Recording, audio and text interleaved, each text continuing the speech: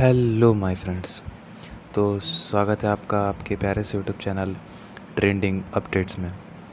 दोस्तों, जैसा कि आप सभी को मालूम है, इस समय आदि पुरुष जो फिल्म है उसको लेके बहुत ज़्यादा ट्रोलिंग हो रही है, बहुत ज़्यादा कंट्रोवर्सीज निकल के आ रही हैं। यहाँ तक कि फिल्म पर कुछ केसेस भी हो चुके हैं।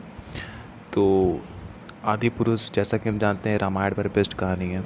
और रामायण की जब भी बात होती है और हमें ओल्ड रामायण की याद ना है, ऐसा पॉसिबल नहीं है। जो रामानंद सागर ने बनाया था, जिसमें अरुण गोविल एज अ राम थे। तो आदि पुरुष को लेके क्या कंट्रोवर्सी है वो तो फ़िलहाल सब जान रहे हैं। और इस पर अभी हाल ही में अरुण गोविल, जो कि राम का रोल किए थे, लक्ष्मण जी रामानंद सागर वाले रामायण में जो सीता माँ थी, उन्होंने रिएक्ट किया है। और उन्होंने बताया कि उनके नज़रिए में जो ये आदि पुरुष बना है उसमें क्या सही है और क्या गलत है। क्या इसे देखना सही है या गलत है? क्या ये हमारी संस्कृति को क्षति पहुंचाता है या क्रिएटिविटी के नाम पर सिर्फ मजाक किया गया है? तो ये सब बातों को जानेंगे हम। इससे पहले जो लोग नहीं जानते कि आदि पुरुष की क्या कंट्रोवर्सी है, उनके लिए मैं थोड़ा सा बता देना चाहता हूँ कि आदि पुरुष जो है वो प्रभास की फिल्म है, जो कि अभी हाल ही में 500 करोड़ बजट में बनी है और जनवरी के मंथ में रिलीज़ होगी 2023 में। तो क्या कंट्रोवर्सी है उसके बारे में थोड़ा बता देते हैं। जैसे आदि पुरुष जो फिल्म है, आदि पुरुष को लेकर विवाद थमने का नाम नहीं ले रहे हैं। क्यों नहीं ले रहे हैं? क्योंकि ऐसा आप देखेंगे कि वहाँ पे जो राम का कैरेक्टर है उनको मूछें लगा दी गई हैं। चलिए, मूछें तो कोई दिक्कत नहीं, बट राम भगवान जी के चेहरे पे आपको एक ठहराव, एक शालीनता, एक जो कहते हैं मासूमियत, मासूमियत नहीं, मतलब एक अलग ही तेज होता है उनके चेहरे पे। लेकिन प्रभास ने जो राम का रोल किया है, एज उन्हें थोड़ा एग्रेसिव दिखाया है, एज उन्हें थोड़ा रूड थोड़ा दिखाया है। इसके लिए राम के कैरेक्टर पे एज ए प्रभास को बोला जा रहा है, राम जी के कैरेक्टर में वो हमारे, क्या बोला जाए, परम है हमारे लिए। उन्हीं से हम हैं, हमसे वो नहीं। हाँ, तो उन्हीं से हम हैं। तो उनको ऐसा रोल प्रभास ने निभाया है जो कि ऑडियंस को अच्छा नहीं लग रहा है। इसके साथ साथ हनुमान जी, जो एज अ हनुमान जी का रोल आदि पुरुष में हुआ है, वो कहा जा रहा है कि हनुमान जी को आपने लेदर की बेल्ट पहना दी है। हनुमान जी को दाढ़ी निकाल दिया आपने, क्योंकि ऐसा अभी तक हम देखते हुए नहीं आ रहे हैं। हमारी संस्कृति में ऐसा हमने नहीं देखा। हमने जो फ़ोटोज़ वगैरह जो हम अपने घर में जिन्हें लगाते हैं, जिनको आदर्श के रूप में हमने देखते हैं, स्वीकारते हैं, उनमें हमें ऐसा नहीं देखने को मिलता कि वो लेदर के बेल्ट पहनते हैं होते हैं हनुमान जी। इससे बहुत लोग की भावनाओं को ठेस पहुँचा। यहाँ तक कि कई सारे मंदिरों में तो लेदर की चीज़ें ले जाना भी मना है। और यहाँ फिल्म में आप साफ साफ लेदर की बेल्ट्स बना दे रहे हो राम जी को, हमारे हनुमान जी को, लक्ष्मण जी को। तो ये सही नहीं है, किसी भी तरह से सही नहीं है। इसके साथ साथ रावण के रोल के कैरेक्टर के लिए भी बवालें हो रही हैं। कहा जा रहा है कि रावण को ऐसे एक मुग़ल लुक दिया गया है। रावण, भले मैं मानता हूँ रावण गलत था, क्योंकि उसने एज अ सीता माता का हरण किया था। बट हाँ, ठीक है, इसकी रावण का आप एक तरफ की बात कर रहे हो, बट रावण का एक साइड ये भी था कि रावण एक बहुत बड़ा ज्ञानी था, अच्छे बहुत सारे वेदों का ज्ञाता था। और वो व्यक्ति था जिसने अपने मृत्यु को अपने कारागार में डाला था। तो आप सोच सकते हैं वो कितना बड़ा ज्ञानी होगा। उसने शनिदेव को एज अ बंधक बना के रखा था, इंद्र जी को हराया था। तो आप समझ सकते हो वो कितना बड़ा ज्ञानी था। तो ज्ञानी तो था। मैं मानता हूँ कि उसने गलत किया सीता माता का हरण करके, बट एक साइड उसका ये भी है कि वो ज्ञानी था। और आप ऐसे ऐसे फिल्में दिखा रहे हो उसकी बड़ी बड़ी दाढ़ियाँ करके, एज अ जो मुग़ल में से हाँ डरा दे रहे हो। ऐसा थोड़ी था रावण, मेरे हिसाब से या सबके हिसाब से रावण एक बहुत बड़ा ज्ञानी भी था। आप उसके साथ ऐसा मजाक करो। रावण की सोने की लंका थी और आप फिल्म में ऐसा दिखा रहे हो कि जैसे भुतहा हवेली, नहीं, सोने की लंका थी उसकी, जो कि उसने लिया था महादेव से। तो आप ऐसा ऐसा दिखाओगे तो लोग ज़रूर कंट्रोवर्सी करेंगे। आप लोगों की आस्था पे फिल्म बना रहे हो, तो लोगों की आस्था से खिलवाड़ मत करो। आस्था से को ध्यान में रख के चीज़ों को बनाओ, ताकि लोग और जुड़ें। लोग बेसब्री से इंतज़ार कर रहे थे आदि पुरुष का, लेकिन अगर ऐसा करोगे तो कैसे चलेगा। आइए मैं आपको रिएक्शन दिखा देता हूँ। ये थी कंट्रोवर्सी की जड़, किस लिए कंट्रोवर्सी हो रही है। इस पे हिंदू सेना ने याचिका भी की है दायर, और केस भी चल रहा है आदि पुरुष पर, केस भी डाल गए।